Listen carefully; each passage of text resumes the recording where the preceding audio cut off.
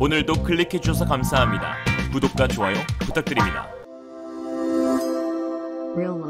우리는 KF-21이 없어도 되지만 한국은 우리가 없으면 안 될 것이다. 4년 넘게 분담금을 지급하지 않고 있는 인도네시아가 올해 6월 말까지 납부 계획을 밝히겠다는 약속마저도 이행하지 않으면서 다시 한 번 더 사업 참여에 대한 의지가 없다는 것을 확실시하였습니다. 원래 계획대로라면 지금까지 1조 1천억 원 이상을 지급해야 하지만 인도네시아는 2,783억 원만 납부한 채 약 8천억 가량을 연체하고 있는데요. 인도네시아 입장에서 사실 이대로라면 프로젝트 퇴출도 거론될 수 있는 위기인데 도리어 불안한 기색은커녕 편안해 보이는 상황입니다. 마치 사도 그만 안 사도 그만이라는 태도를 보이고 있는데요. 그렇다면 인니는 도대체 뭘 믿고 이렇게 나대는 것인지 또 과연 그 속내는 무엇인지 오늘 한번 알아보겠습니다. 지난 7월 10일 인도네시아 매체 존나자카르타의 국방 전문 기자 지라크 빈디아는 다음과 같은 제목의 보도를 내었습니다. 이 사소한 일 때문에 한국은 감히 인도네시아를 추방시키지 못할 것이다 라는 제목이었는데요. 내용은 다음과 같았죠. 인도네시아가 KF-21 분담금을 미납하고 있지만 한국은 화가 난다고 해서 인도네시아를 추방할 수가 없을 것이다. 왜냐하면 인도네시아는 돈 외에도 전투기를 만드는 핵심 재료를 공급해주고 있기 때문이다. 바로 산업용 요소이다. 한국은 인도네시아에서 수입한 요소를 통해 KF-21을 비롯한 모든 중공업의 원동력으로 삼고 있다.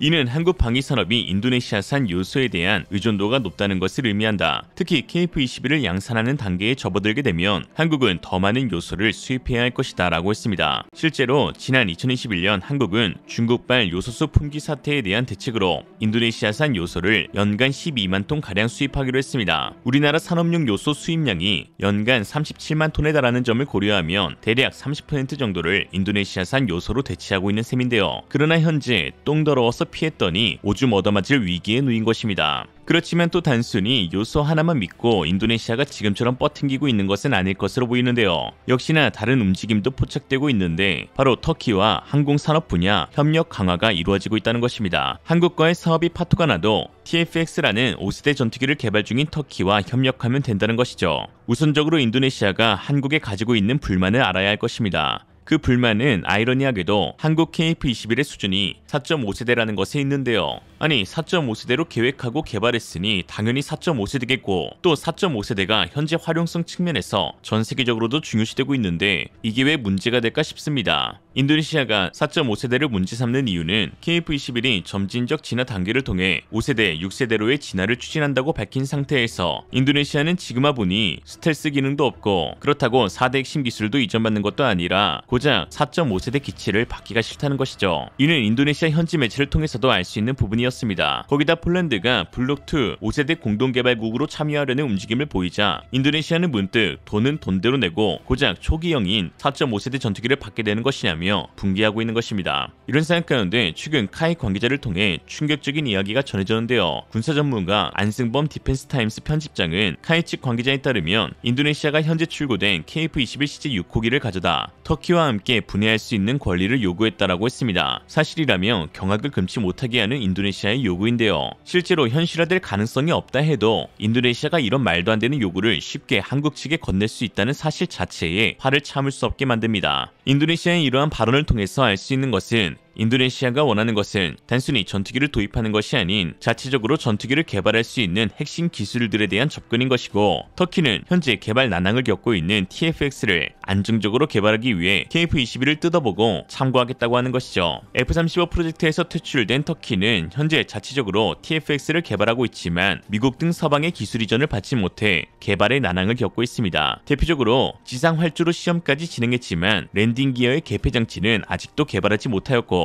또 미국 제너럴 일렉트릭의 F-110 엔진의 납품이 중단될 위기에 처했죠. 이에 두 국가의 기술 약탈 협력이 이루어지고 있는 것인데요. 지난달 6월 19일 한 인리 매체는 KF-21 보라매는 더 이상 고려될 옵션이 아니다. 인도네시아는 스텔스 전투기를 만들기 위해 터키와 협력하려고 한다라고 했습니다. 그러면서 족 자카르타 JEC 행사에서 프라보어 국방부 장관은 우리에게 필요한 것은 5세대 기체이며 이를 위해 터키 국영 항공과 인도네시아 PTDI의 협력을 모색하기 위해 협상을 진행 중에 있다라고 했습니다. 공식적으로 TFX에 참여를 거론한 것인데요. 하필 그 대상이 터키라는 점에서 당혹감마저 들고 있습니다. 터키는 지난 2008년 우리나라 K2 표전차의 개발 기술 및 주요 부품을 구매했습니다. 당시 우리가 터키 기술을 팔고 받은 금액은 3억 3천만 달러였는데요. 2018년 원달러 평균 환율이 1원당 1259원이었으므로 대략 4,156억 수준의 돈을 받고 원천 기술을 판 것입니다. 이는 국방과학연구소가 K2 전차 개발에 투입했던 예산 4,526억 원에도 미치지 못한 금액이었죠. 그리고 당시 우리 기술을 넘겨받은 터키는 수년 후 알타이라는 이름으로 자국산 전차를 내놓았습니다.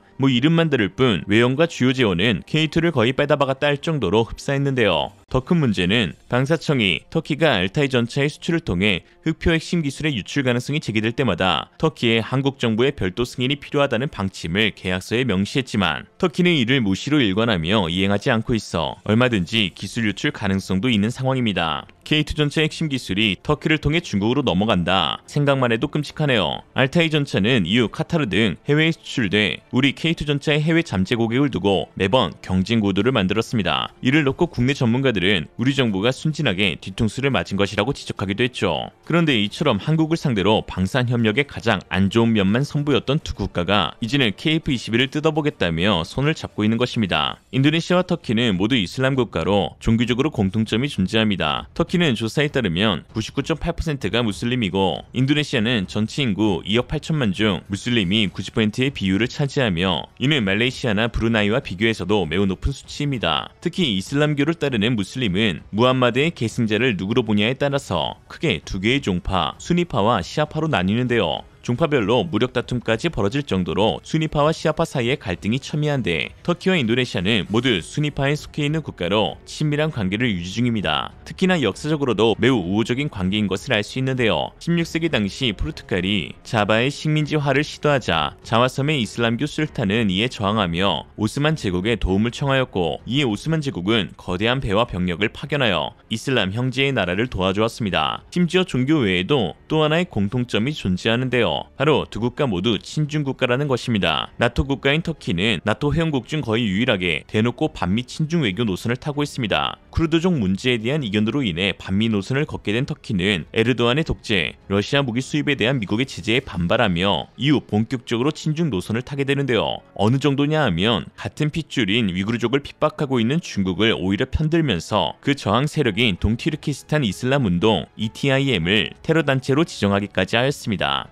또한 인도네시아도 만만치 않은 친중 국가인데요. 지난해 열린 양국 간 정상회담에서 시진핑은 이례적으로 인도네시아를 향해 운명 공동체, 호의 상생, 긍정적 에너지 등으로 표현했습니다. 인도네시아는 하나의 중국을 적극 지지하며 중국 역시 동티모르 문제에서 인도네시아 편에 서 있습니다. 세계가 1대1로의 검은 속내를 보고 탈퇴하려는 움직임을 취하고 있는 현 시점, 인도네시아는 오히려 1대1로에 새롭게 참여하는 사업을 발표하기도 했죠. 이미 중국은 2015년 일본을 제치고 1대1로 사업의 하나인 자카르타 반둥 고속철도 사업을 따내기도 했습니다. 더욱이 G7의 대주격인 중국 중심의 다자회의 브릭스 정상회의에 새로운 참여국으로 터키와 인도네시아가 거론되고 있는데요. 최근 중국 외교부 리커신 국장은 브릭스의 문을 두드리고 있는 5나라를 거명하면서 인니, 터키, 사우디, 이집트, 아르헨을 꼽았습니다. 이슬람의 친중까지 더해지면 어떻게 되는지 두 국가가 잘 보여주는 사례라고 할 수 있는데요. KF-21 분담금 관련 인도네시아는 이미 오래전에 선을 넘었고 계약 파기만이 남아있는 답인 상황입니다. 공동개발국으로서의 역할을 감당하지 않았으니 퇴출되는 것이고 여태 지급된 2천여억 원의 분담금은 상환하지 않아도 무관한데요. 이로써 돈을 달라고 요구하는 측은 한 번에 바뀌어 인도네시아가 한국 측에 돈을 달라고 애걸복걸할 수 있게 됩니다. 생각만 해도 속 시원하죠. 한편 인도네시아 정부의 이러한 행동에 인니 네티즌들 역시 곱지 못한 시선으로 바라보고 있습니다. 일부 인니 네티즌들은 자신의 SNS에 분담금 이슈는 현 국방부 장관인 프라보어가 대선에서 더 유리한 고지에 오르기 위해 고의적으로 행동하는 것이라고 비판했는데요. 그들은 프라보어가 또 한국의 KF-21 전투기 대금을 지불하지 않은 것으로 드러났다. 얼마나 더 프라보어가 정부를 난처하게 만들어야 할까요? KF-21 보람의 분담금은 이미 2020년에 지급 완료되었어야 했습니다. 우리가 오래된 중고 비행기를 사는 대신 말이죠. 라고 했습니다. 현재 인니 커뮤니티에서 유행하는 짤에는 프라보어 인도네시아 망신 좀 그만시켜, 항공기 구매에 대한 예산을 소진한 프라보어, 대통령은 고사하고 국방부 장관직도 무능하다 라는 비판의 글도 적혀있기도 합니다. 세 번째 대선 도전에 나선 프라보어는 KF-21 사업이 현 정부의 업적이 되길 바라고 있지 않습니다. 사실상 분담금만 지급하게 되면 예정된 시제기를 받을 수 있게 될 것이고 이로써 현 집권 여당의 성과에 대한 대대적인 홍보를 할 수 있기 때문인데요. 프라보어의 속내는 아마 대통령 당선이 된다면 그때부터 분담금 관련 문제를 해결하려는 것으로 보입니다. 우리나라 안보의 핵심인 KF-21이 타국의 정치질에 휘둘리게 된다면 이는 곧 우리 국민의 안보마저도 타국의 손에서 좌지우지된다는 것을 의미합니다. 정녕 KF-21의 초기 개발 의도가 무엇이었는지 다시 한 번 더 방사청과 정부에 묻지 않을 수 없는 상황이네요. 오늘 한 줄 평. 그런데 듣고 보니 인니 말도 맞는 것 같다. 처맞는 말. 이상으로 리얼리즘이었습니다. 여러분의 생각은 어떠신가요? 현명하고 지혜로운 여러분의 의견을 지금 댓글에 남겨주세요. 감사합니다.